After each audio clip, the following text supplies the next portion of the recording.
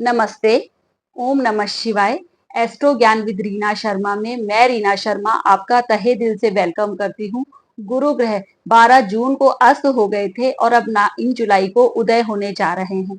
गुरु के अस्त होने से बहुत सारी चीजों में बहुत ज्यादा प्रॉब्लम सबको फेस करनी पड़ रही थी। गुरु ग्रह संतुलन बनाए रखते हैं हर चीज में, हमारे जीवन में भी संतुलन बनाए रखते हैं। हमारे वैवाहिक जीवन में, हमारे संतान से रिलेटेड मामलों में, हमारे धन से रिलेटेड मामलों में, हमारे प्रोफेशन से रिलेटेड मामलों में गुरु ग्रह हर जगह संतुलित अवस्था बनाए रखते हैं।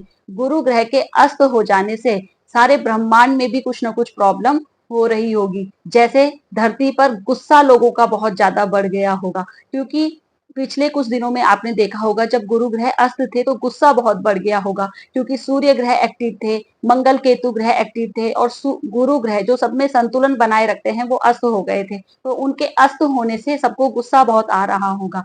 गुरु ग्रह कुंडली में अगर हम देखें 4 to 5 6 घरों को हैंडल करते हैं, जो हमारे लाइफ की बहुत ही इंपॉर्टेंट चीजें होती हैं, जैसे हमारा विवाह, हमारे संतान, हमारा करियर, इन सब में गुरु ग्रह का बहुत ही इंपॉर्टेंट रोल होता है। अगर हमारे कुंडली में संतान भाव में, विवाह भाव में कोई क्रूर ग्रह बैठ जाए और रिजल्ट अच्छा ना मिल रहा हो और कहीं से गुरु की दृष्टि आ जाए, तो फिर वो अमृत के समान दृष्टि होती है और हमें उसका फल मिलता जरूर है। थोड़ा डिले हो जाएगा लेकिन मिलता जरूर है। गुरु जहां बैठते हैं उससे ज्यादा अमृत दृष्टि उनकी मानी जाती है। जहां देखते हैं वहां ज्यादा इंपॉर्टेंट गुरु का रोल हो जाता है। गुरु के अस्त होने से बहुत सारी चीजों में प्रॉब्लम हो जाती है, जैसे तारा उदय होना, तारा अस्त होना गुरु ग्रह और शुक्र ग्रह से ही इंडिकेट होता है। कहते हैं तारा अस्त हो गया है, तो गुरु ग्रह जब अस्त हो जाते हैं तो बहुत सारे मांगलिक कार्य, विशेषकर विवाह जैसे मांगलिक कार्य नहीं होते हैं। और शुक्र ग्रह के भी अस्त होने पर विवाह जैसे मांगलिक कार्य नहीं होते हैं, क्योंकि गुरु को जीव कारक ग्रह बताया गया है। ये हमारे रिश्तों को बनाए रखते हैं, हमारे वैवाहिक जीवन के लिए बहुत इंपॉर्टेंट होते हैं, हमारे संतान के लिए बहुत इंपॉर्टेंट होते हैं।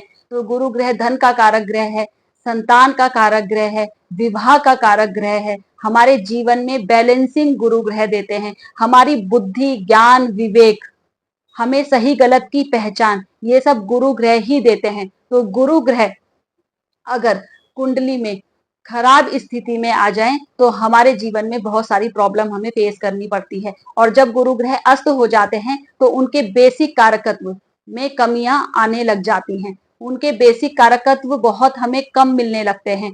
हमारे आकाश में सारे ग्रह सूर्य के चारों ओर मूवमेंट कर रहे हैं, वो एक इलिप्टिकल वे में एक निश्चित पाथ पर घूमते रहते हैं, तो सन से उनकी डिस्टेंस घटती रहती है, बढ़ती रहती है। जब वो सन के पास आना स्टार्ट हो जाते हैं और काफी पास आ जाते हैं तो वो कंबस्ट हो जाते हैं, अस्त हो जाते हैं। हर ग्रह की डिग्री अलग अलग होती है। गुरु ग्रह 11 डिग्री पर आकर अस्त होना स्टार्ट हो जाते हैं और जैसे जैसे जैसे सन के पास आते रहते हैं वो और ज्यादा कंबस्ट हो जाते हैं, और जब बहुत ज्यादा पास आ जाते हैं तो वो सन के पीछे चले जाते हैं और धरती से हमको नहीं दिखते हैं। धरती पर उनका प्रभाव बहुत कम हो जाता है, तो उनका प्रभाव सन द्वारा हमको मिलता है। सूर्य उनका जो भी कारकत्व है, उनके गुण है, वो हम तक पहुंचाता है, बट डायरेक्ट गुरु के कारकत्व, गुरु के गुण हम तक नहीं पहुंच पाते हैं। इस वजह से बहुत सारी प्रॉब्लम्स हमें फेस करनी पड़ जाती हैं। अगर सूर्य जो भी हमें रिजल्ट देगा उसके अकॉर्डिंग ही फिर हम वर्क करेंगे।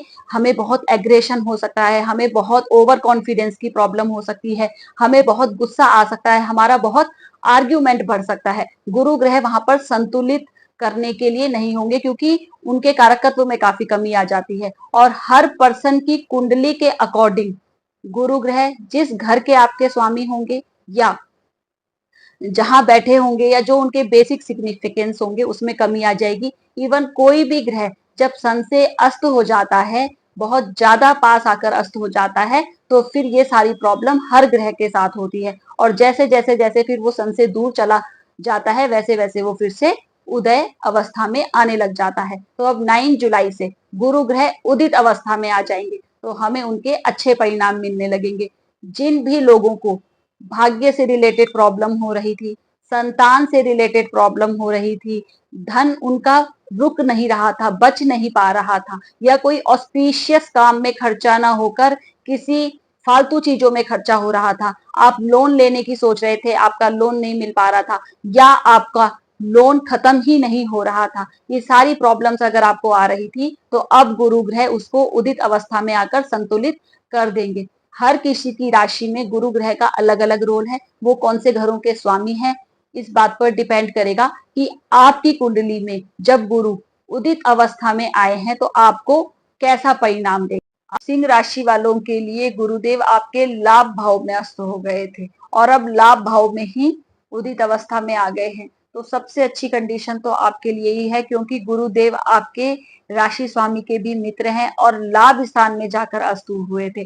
तो लाभ स्थान में जब भी कोई ग्रह जाता है तो वो वहां पर जाकर अच्छा ही रिजल्ट देने की कोशिश करता है। तो गुरुदेव यहाँ पर अगर अस्त हो गए थे तो अभी माइट भी आपके लाभ में, आपके प्रॉफिट में आपको जो कमियां लग रही थी वो अब आपको काफी हद तक रिकवर होती हुई नजर आएंगी। गुरुदेव आपके 5th हाउस के लॉर्ड हैं और आपके 8th हाउस के लॉर्ड हैं, और गुरुदेव आपके 3rd हाउस को देख रहे हैं, आपके 5th हाउस को, अपने ही घर को देख रहे हैं, और आपके 7th हाउस को भी देख रहे हैं। तो इस समय आपके पराक्रम को बढ़ाएंगे।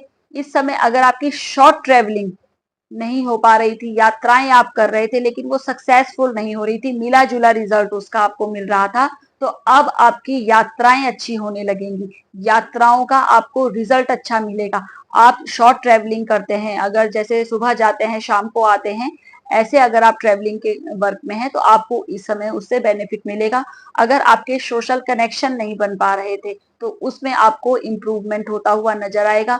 अब आपके कनेक्शंस बनने लगेंगे और इवन वो कनेक्शंस आपको कुछ ना कुछ प्रॉफिट देंगे। माइट भी आपकी लाइफ में कुछ ऐसे लोग जुड़ जाएं जो आपको अब कुछ बेनिफिट देकर जाएं। अगर कुछ ऐसे लोग अभी तक नहीं जुड़ पा रहे थे, किसी का साथ नहीं मिल पा रहा था, तो अब मिल सकता है।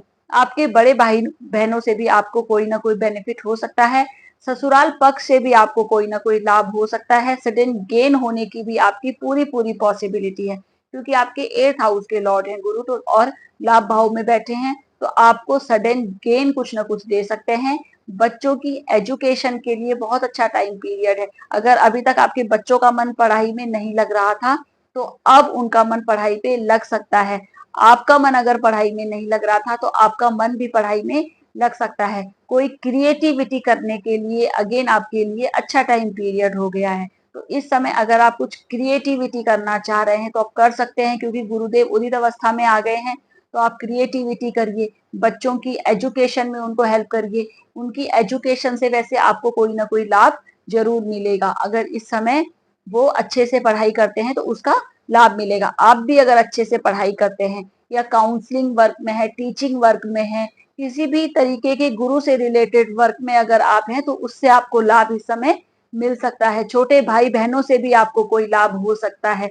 इस समय आपके कुल मिलाकर पराक्रम के लिए अच्छे हैं, आपके सडन गेन के लिए अच्छी पॉसिबिलिटी है, ससुराल पक्ष से लाभ हो सकता है, बच्चों की एजुकेशन से लाभ हो सकता है, बच्चों से कोई ना कोई लाभ हो सकता है, मैरिज से भी इवन आपको कुछ ना कुछ लाभ हो सकता है, क्योंकि आपके मैरिज होने के भी चांसेस हैं, और अगर ऑलरेडी मैरिड हैं तो भी आपके लिए अच्छा टाइम पीरियड है। अगर स्पाउस का, हस्बैंड वाइफ या वाइफ हस्बैंड का अगर जॉइंट कोई अकाउंट है तो वहां से भी, या जॉइंट कोई बिजनेस है तो वहां से भी कुछ ना कुछ लाभ मिल सकता है। आपकी डेली इनकम को भी सुधारेंगे। बिजनेस अगर आप कर रहे हैं तो वहां से भी आपको लाभ देंगे। तो सिंह राशि वालों के लिए तो गुरुदेव का उदित होना आपके लिए बहुत ही अच्छा और गोल्डन पीरियड सिद्ध होगा। तो आपके लिए ये बहुत ही अच्छा टाइम पीरियड है, इसको आप यूटिलाइज करिए, बिजनेस करिए या जॉब करिए या एजुकेशन से रिलेटेड किसी फील्ड में है उसमें आपको इस समय लाभ होगा। गुरु ग्रह आपके उदित अवस्था में आए हैं तो आपको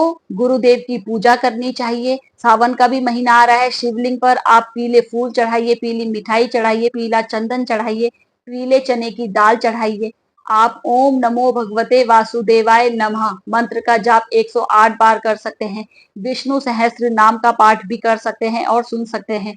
हर गुरुवार को आप केले के पेड़ की पूजा भी कर सकते हैं। आप हल्दी के पानी से नहा भी सकते हैं। आप हल्दी का तिलक अपने माथे पे लगा सकते हैं। तो आप अगर ये सारे उपाय करेंगे तो गुरुदेव की कृपा आपको जरूर मिलेगी। तो आशा है ये वीडियो आपके लिए इंफॉर्मेटिव रहा होगा और गुरुदेव का उदय होना आपके लिए कुछ ना कुछ अच्छा जरूर लेकर आएगा। अगर आपको मेरे वीडियोस पसंद आ रहे हैं तो प्लीज मेरे चैनल को शेयर करिए, सब्सक्राइब करिए, लाइक करिए। मिलते हैं हमारे नेक्स्ट वीडियो में। धन्यवाद।